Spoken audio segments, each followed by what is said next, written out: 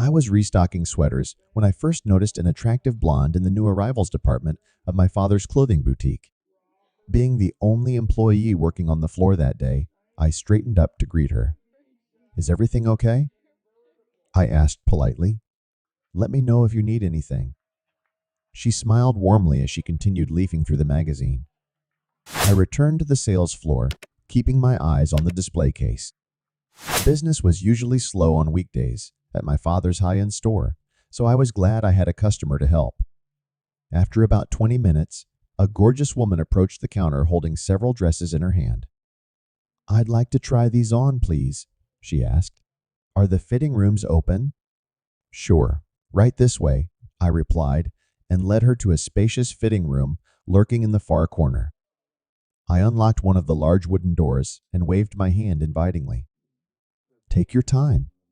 If you need any more measurements, let me know." "I will, thank you," she said, and disappeared behind the door.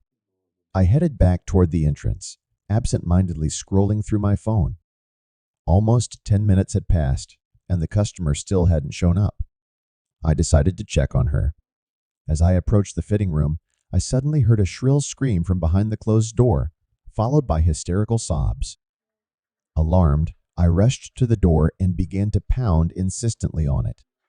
"Ma'am, is everything all right in there?" exclaimed I. Through the tearing sobs, I could only make out, "Help." My pulse quickened. I tried the knob and was relieved to find it unlocked. Cautiously peeking inside, I found a woman slumped on a bench, mascara dripping from her distraught face. "What happened?"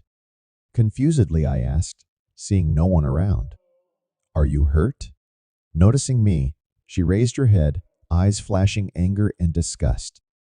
She jumped to her feet, stepped back, and pointed a trembling finger in my direction. "Stay away from me, you monster," she shouted. "How dare you attack me, you pervert!" I froze in shock and bewilderment. "I don't understand." "I didn't attack you," I insisted, completely confused by her accusations. Before I could utter a word, the dressing room door swung open behind me. My father burst into the room with a face crimson with rage. "What the hell did you do to that woman?" he yelled at me. I spun in place, raising my hands pleadingly.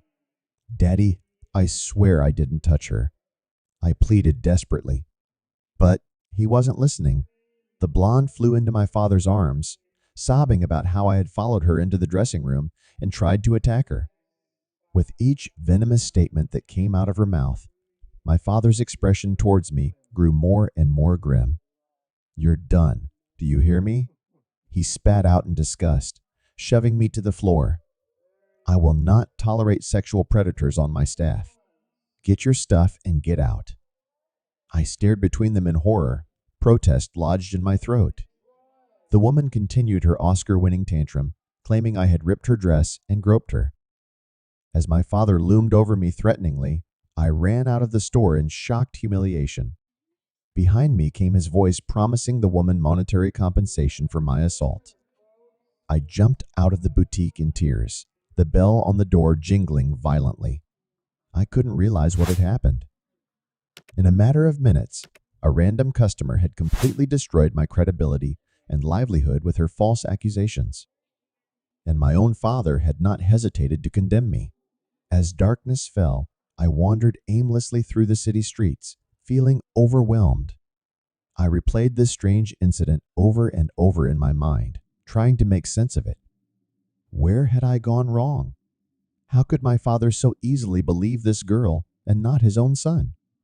Walking up the steps to our townhouse, I ventured to tell my father what had really happened in that dressing room. Surely, after hearing my version, he would realize his mistake and apologize. My key reluctantly turned in the lock, unaware that my world was about to collapse even more. I walked into the darkened foyer, leaning heavily on the door after the long walk home. After a traumatizing day, I wasn't looking forward to confronting my father. But I knew I had to protect myself from this woman's damaging accusations and force him to come to his senses. "Dad?" I called out uncertainly as I walked through the house. "Are Are you in here?" "In the study," came the reply. I sighed, trying to mentally prepare myself for the difficult battle ahead. Swinging open the heavy wooden door, I found my father sitting at a large mahogany desk, his face still a frightening shade of crimson. The sight sent a trickle of anxiety running down my spine. "We need to talk about what happened today," I began slowly, taking a seat on the edge of the leather chair across from him. "That woman lied. I never went into her dressing room, I swear. You have to believe me." My father raised his hand, stopping me. "I don't want to hear your excuses. Do you realize the damage you've done?" He growled. I stared at him helplessly as he continued. "This woman is threatening to go to the press to say she was assaulted in my store. We've barely recovered from your mother's medical bills. This could ruin everything I've worked for."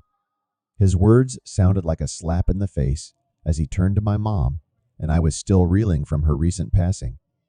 An awkward silence hung between us before I regained the power of speech.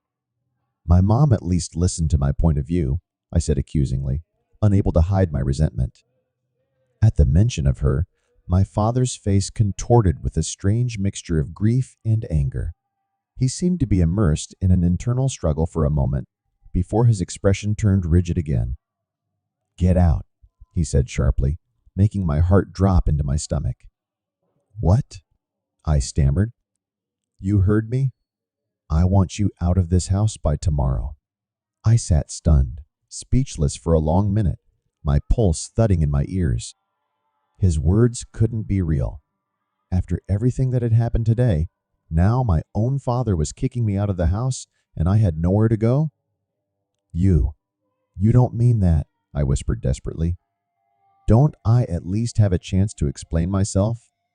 My father looked at me coldly, no trace of familial warmth left in his eyes. "You've already done enough damage," he declared. "I'll change my will first thing tomorrow. You won't see a penny of the family money after this stunt." His heartless words pierced my heart. For a second, I forgot how to breathe. No inheritance, no house, no job. In an instant, everything stable in my life was ripped out by the root. I searched the stony expression on my father's face for some glimmer of mercy, some glimmer of parental love that I could cry out for. But for the first time, I realized that this man sitting across from me was a stranger. If my own father could brush me off so easily, he must have never really known me at all. I stood on wobbly legs, slowly backing away from his imposing desk. I had no words left. Nothing could sway him now. Clenching my jaw at the threat of tears, I turned my back on the office that held so many childhood memories. With leaden steps, I climbed the stairs to my bedroom. I looked around at the four walls that had been my only permanent place in this life until now. Even this safe haven was no longer mine. I sank down onto the single bed, resting my head on my hands. The full weight of the day's events fell upon me. I was truly alone, without an anchor. All that was left was to figure out how to survive.